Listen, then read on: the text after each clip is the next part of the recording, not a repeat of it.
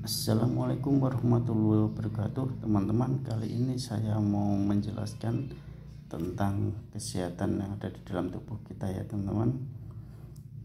Jadi kunci kesehatan manusia adalah peredaran darahnya yang lancar ya. Jika peredaran darahnya lancar, maka sehatlah orang tersebut. Namun jika peredaran darahnya terganggu, maka terganggu pula kesehatan tubuhnya. Ketegangan otot atau saraf bisa menyebabkan peredaran darah seseorang terganggu.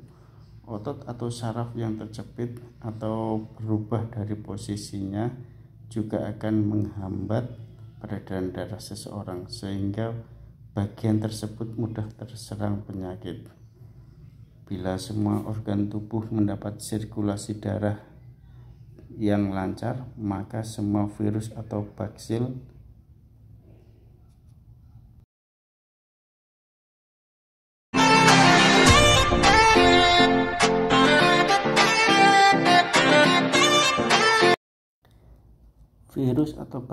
dapat dihalau oleh sel-sel darah putih. Teknik untuk melancarkan peredaran darah tersebut yang paling efisien adalah pijat. Baik pijat refleksi maupun pijat tradisional sama-sama mempunyai khasiat yang ampuh. Satu sama lain mempunyai keunggulan sendiri-sendiri. Bahwa sirkulasi darah yang lancar sumber kesehatan tubuh manusia dapat dijelaskan sebagai berikut.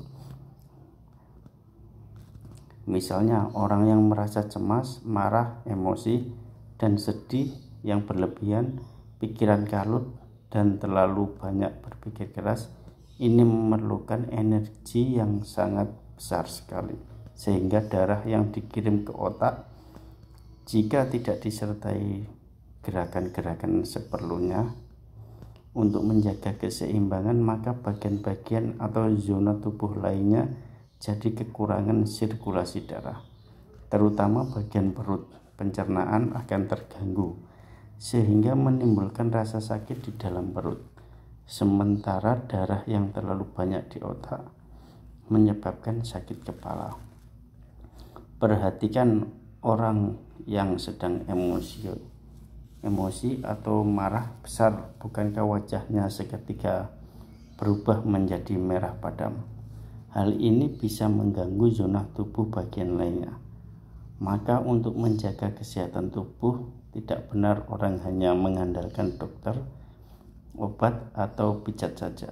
Bukankah prinsip mencegah lebih baik daripada mengobati? Faktor kejiwaan memegang peranan penting bagi kesehatan tubuh seseorang. Orang yang selalu ceria dan lapang dada dalam menghadapi hidup akan lebih sehat ketimbang orang yang pesimis, gampang putus asa, berjiwa kerdil, dan penakut. Banyak bukti yang menunjukkan bahwa orang-orang yang tidak aneh-aneh hidup baik-baik saja dan bersih, makan dan minum seperlunya, taat dalam menjalankan perintah agama dan menjauhi larangannya, mereka ini ternyata hidup lebih sehat dan jarang jatuh sakit.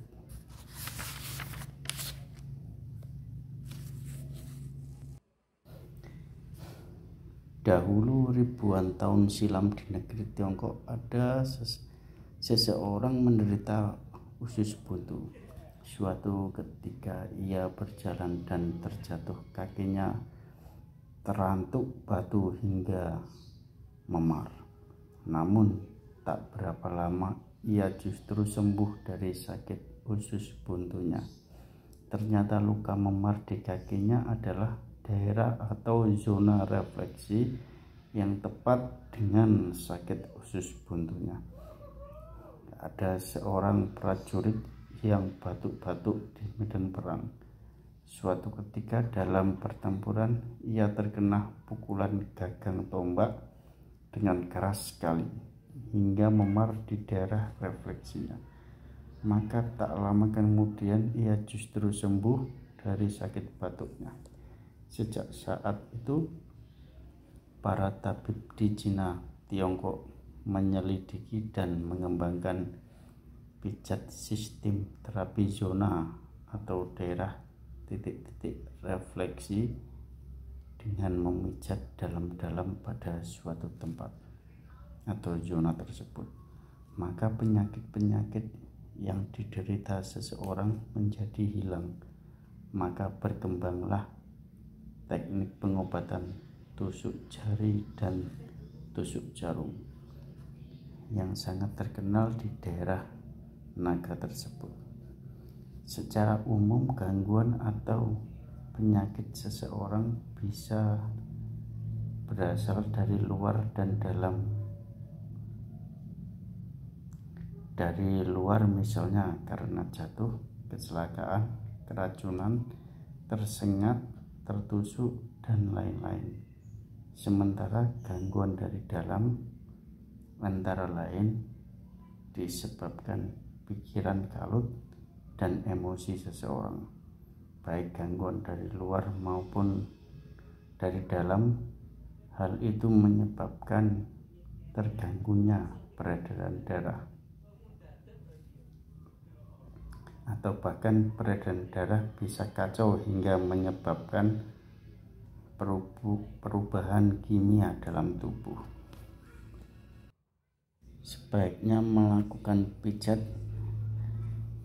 2 hari sekali atau 3 kali dalam seminggu. Jangan melakukan pijat setiap hari atau setiap saat, karena hal ini malahan akan merusak saraf kita. Reaksi sesudah dipijat. Untuk sakit ginjal setelah dipijat kadang-kadang mengeluarkan air kencing berwarna coklat atau merah. Ini gejala baik, teruskan. Sakit pinggang setelah dipijat 3 hari, ada kalanya hari keempat punggung makin sakit. Ini berarti rintangan peredaran darah berhasil dibobolkan. Teruskan. Suhu badan naik, ini normal saja sebagai reaksi kelenjar refleksi. Timbul luka atau borok di paha, istilahnya kayak kelenjar, berarti kotoran di dalam darah tidak bisa dibuang secara normal, sehingga dibuang melalui luka atau borok. Urat darah menonjol, berarti sirkulasi darah makin lancar. Tumit bengkak, kelenjarnya masih terhambat, salah satu bagian tubuh ada yang sakit. Ini disebabkan rintangan peredaran darah berhasil dibobolkan. Jadi urat-urat penyumbatan itu berhasil dibobol ya teman-teman.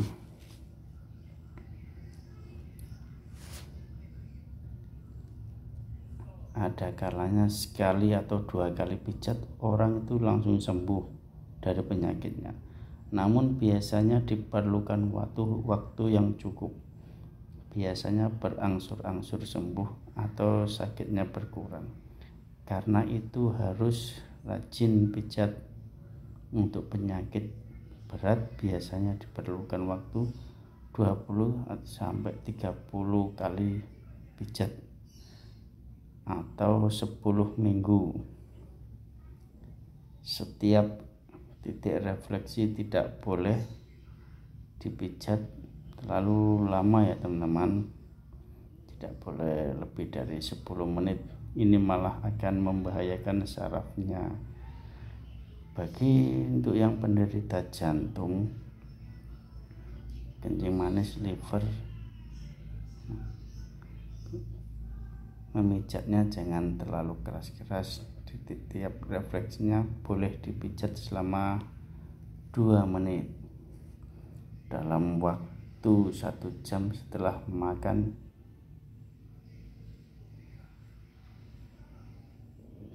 Jangan pijat dulu. Selesai dipijat, minumlah air putih 2 atau 3 gelas sekaligus agar kotoran dalam tubuh mudah terbuang bersama air seni atau air kencing itu.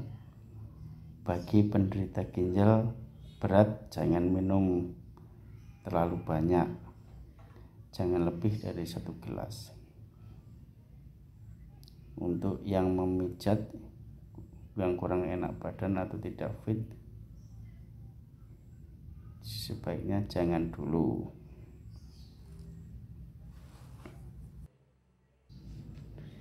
Memijat daerah refleksi bisa melancarkan sirkulasi darah pada organ yang bersangkutan. Bila ditanya mengapa bisa demikian, sulit untuk dijawab. Cara pengobatan tradisional ini secara ilmiah, tetapi khasiatnya dapat dibuktikan dengan nyata. Umpamanya jari kaki tengah dipijat, maka jari tengah akan merasa panas. Ini membuktikan bahwa daerah refleksi jari tangan di jari kaki tengah. Apabila manusia menuruti kehendak alam, berjalan di atas tanah yang kasar dan berbatu dengan kaki telanjang, maka daerah refleksi yang ada di bawah kaki akan terkena pijat sehingga tergerak fungsinya. Namun setelah keadaan manusia berubah, manusia tidak lagi berjalan di atas jalan yang kasar, melainkan berjalan di atas jalan yang halus dengan memakai sepatu. Lama-kelamaan kaki manusia terbelenggu oleh sepatu sehingga peredaran darah terganggu dan kakinya menjadi dingin. Lebih parah lagi, daerah refleksi di kaki menjadi terkekang sehingga tidak bisa berfungsi lagi atau berkurang. Jadi pentingnya sirkulasi darah. Setiap organ tubuh yaitu memerlukan darah untuk melangsungkan fungsinya yang normal. Sebab darah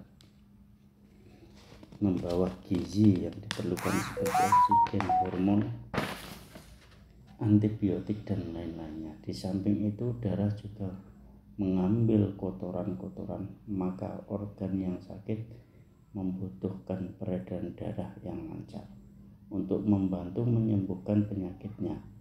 Darah makin lancar, peredaran darahnya semakin sehat tubuh kita. Gejala sakit bisa diketahui dari darah refleksi, seperti setelah dikatakan bahwa fungsi darah adalah mengantarkan semua bahan kimia, oksigen dan zat makanan yang diperlukan tubuh, serta menyingkirkan karbon dioksida dan hasil buangan lainnya. Apabila peredaran darah tidak lancar, maka organ tubuh akan terhambat mendapat makanan dan bahan kotoran terlambat dibuang. Lama-kelamaan kotoran itu mengendap di dalam saluran darah sehingga fungsi organ bersangkutan terganggu oleh kekurangan darah dan makanan, maka terjadilah penyakit.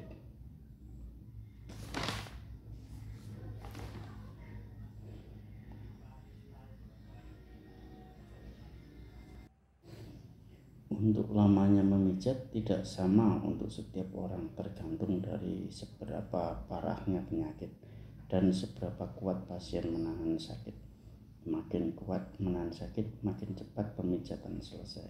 Yang harus diperhatikan adalah ketepatan titik refleksinya dan volume yang dibutuhkan.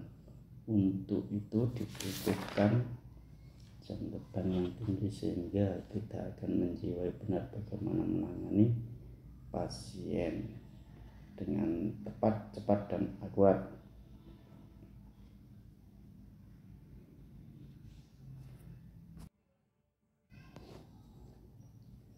Beberapa reaksi yang mungkin terjadi ketika orang dipijat pada waktu memijat organ terkesan stimulasi pijatan boleh jadi menimbulkan reaksi. Tidak perlu khawatir, biasanya reaksi tersebut cepat hilang, hanya sementara saja. Jadi teruskan untuk dipijat. Yaitu 1. Pusing kepala. Bagi penderita kepala yang parah biasanya habis dipijat hilang sakitnya, namun dalam beberapa menit kemudian sakitnya timbul kembali. Ini gejala baik, kita teruskan untuk dipijat. Suhu badannya naik seperti yang tadi ya. bagi yang tubuh peradangan biasanya ada kenaikan suhu badan, ini reaksi normal. Urat darah yang menonjol seperti tadi.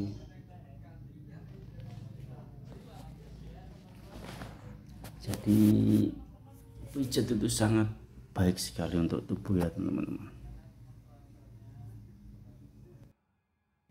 Jadi pijat itu banyak sekali manfaatnya ya teman-teman. Kita harus pijat, terutama untuk usia di atas 40 tahun yang jarang berolahraga ya teman-teman. Itu sebaiknya itu melakukan pijat, karena kalau peredaran darah kita tidak lancar, cepat sekali kita terkena penyakit ya teman-teman, terutama untuk yang usia di atas 40 tahun.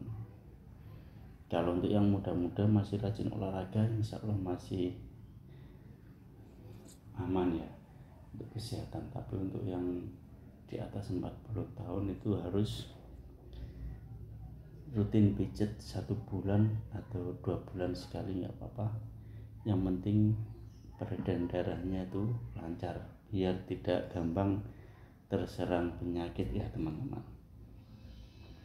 Karena kalau kita sudah tidak olahraga, sudah tidak pijat, umur di atas 40 tahun, kalau terkena penyakit itu akan sangat lama atau sulit sembuhnya, karena daya tahan tubuhnya itu udah beda, tidak seperti anak-anak muda yang masih sering olahraga. Kalau terutama orang tua itu peredaran darahnya itu gampang tidak lancar karena sudah tidak olahraga atau jarang gerak istilahnya. Oke, seperti itu ya teman-teman, mudah-mudahan manfaat.